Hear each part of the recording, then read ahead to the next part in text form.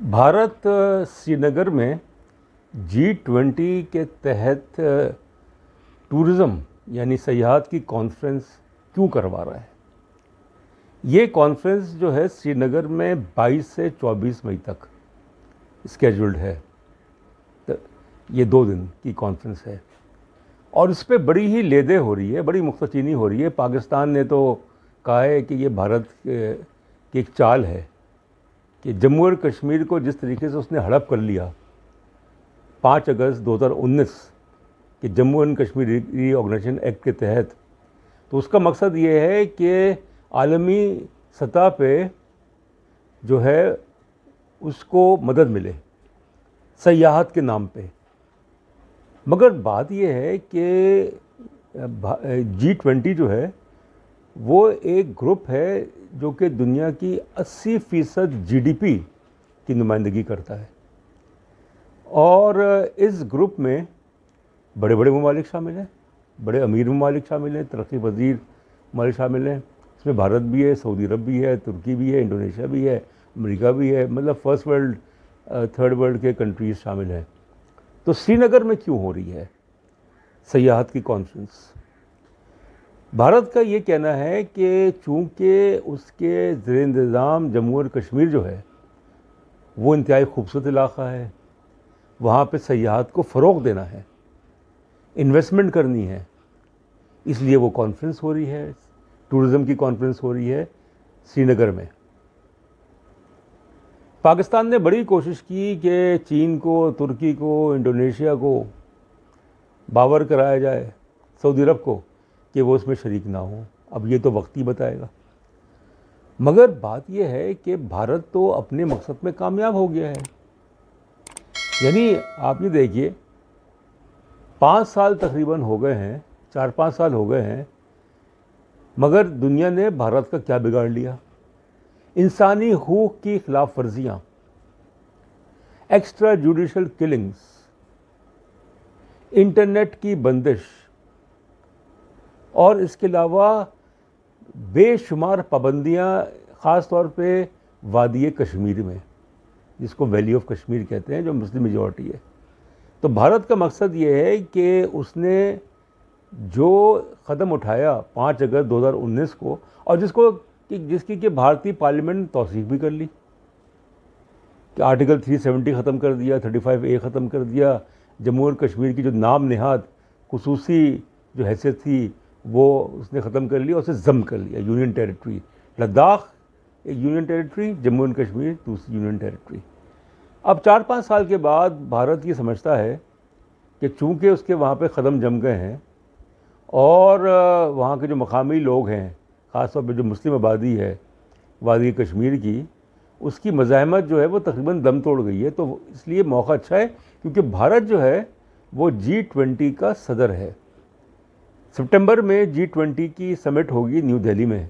उससे पहले भारत जो है मौके से फ़ायदा उठा के श्रीनगर में एक कॉन्फ्रेंस कर रहा है टूरिज़्म की।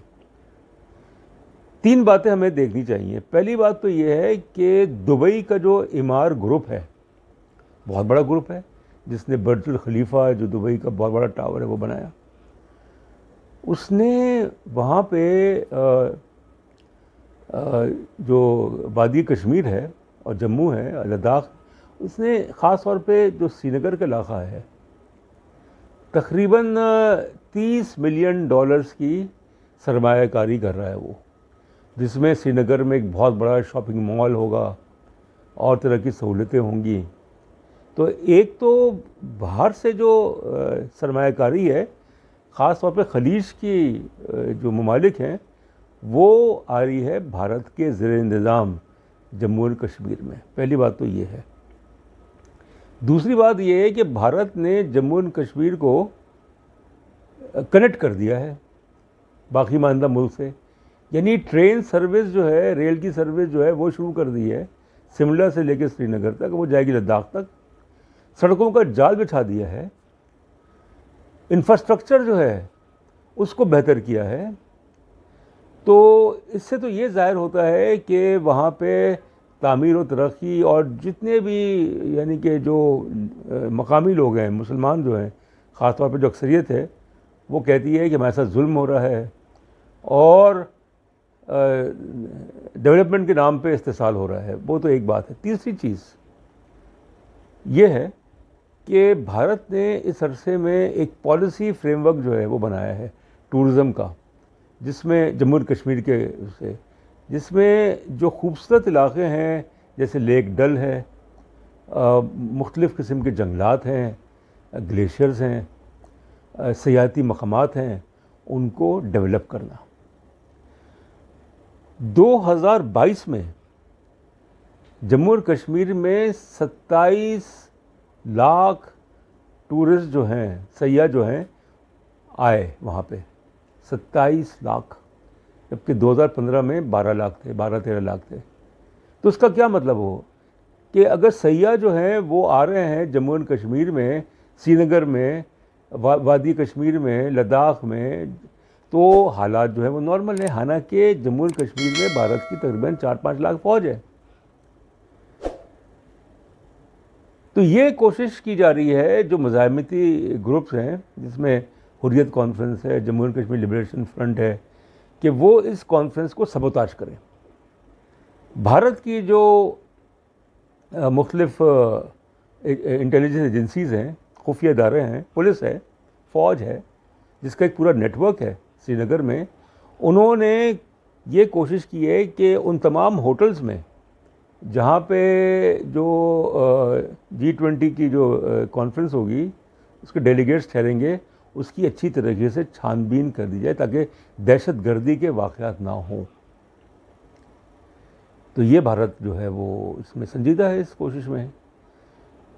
तो इसलिए मैं ये समझ रहा हूँ कि अगर ये कॉन्फ्रेंस कामयाब हो जाती है और बड़े पैमाने पे सरमायाकारी जो है भारत के ज़ेर इंतज़ाम, जिस पे उसने मतलब एब्जॉर्ब कर लिया है जम्मू कश्मीर को, वो सरमायाकारी आती है, तकरीबन ये अंदाज़ा है कि इस सरमायाकारी के नतीजे में, और करोड़ों रुपए की सरमायाकारी जो भारत खुद कर रहा है, 1 लाख के करीब रोज़गार के मौक़े पैदा होंगे, जिससे जम्मू और कश्मीर की जो नौजवान हैं, जो मसाइब का शिकार हैं पिछले कई सालों से, उनको रिलीफ मिलेगा।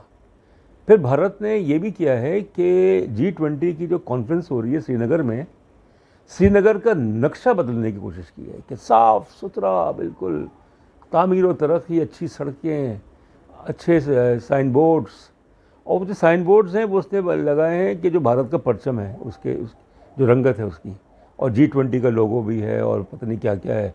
तो बड़ी कोशिशें की जा रही है कि वहाँ पे श्रीनगर में जो है उसके जो एक तशख़्ख़ुस है, जो एक उसका हुस्न है, उसको दोबाला किया जाए इस कॉन्फ्रेंस की आड़ में, और दुनिया को दिखाया जाए कि देखो कि ये सारा प्रोपेगेंडा था, कश्मीर जो है वो, जम्मू और कश्मीर जो है वो नॉर्मल है, वहाँ पे कुछ नहीं हो रहा। तो अब तो ये देखना ये है कि अगर भारत इसमें कामयाब हो गया तो जाहिर है कि फिर ये तो एक इब्तिदा है, ये तो शुरुआत है। तो दुनिया जो है वो तस्लीम कर लेगी कि भारत ने जो 5 अगस्त 2019 का जो नाजायज़ क़दम उठाया, और जम्मू कश्मीर लिबरेशन फ्रंट जो है वो भी यही कह रहा है कि ये आप ज़मीन तो ले सकते हैं मगर आवाम की हिमायत जो है वो आपको हासिल नहीं होगी। आखिरी बात, ये कॉन्फ्रेंस, टूरिज़म की कॉन्फ्रेंस अगर हो रही होती कि अगर जम्मू और कश्मीर में एक मुंतखब हुकूमत होती, जम्मू और कश्मीर जो है वो तो फ़ौज के ज़ेर इंतज़ाम है, गवर्नर रूल है वहाँ पे कोई वज़ीर आला नहीं है, मुंतखब हुकूमत है ही नहीं 2018 के बाद से जम्मू और कश्मीर में। तो इस कॉन्फ्रेंस की क्या हैसियत? भारत को जो लेजिटिमेसी की जो बात करते हैं वो कैसे मिलेगी? सिर्फ एक कॉन्फ्रेंस करवाने से कुछ नहीं होता। आवाम के दिल जीतने पड़ते हैं।